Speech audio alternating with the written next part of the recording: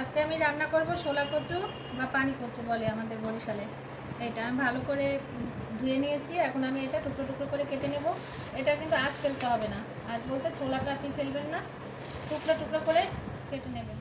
কচু শাকটা আমি এভাবে কুটে রেখেছি। এবারে আমি গরম জল করে তার মধ্যে কচুটা ভাত দিয়ে নেব। আমি গরম জলের মধ্যে কচুর টুকরাগুলো দিয়ে দিচ্ছি। এবারে আমি নুন ছিটায় দিব, এই যে লবণ দিয়ে।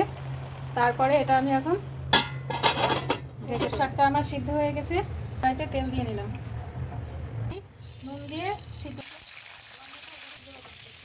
মধ্যে একবারে পেঁয়াজ কুচি দিয়ে নিচ্ছি, অল্প করে রসুন বাটা, একটু তেজপাতা হবে, আর একটু হলুদ গুঁড়া দেবো, এক চামচ, জিরা বাটা, সিদ্ধ কচুর শাকটা এর মধ্যে দিয়ে ঢাকা দিয়ে রাখবো।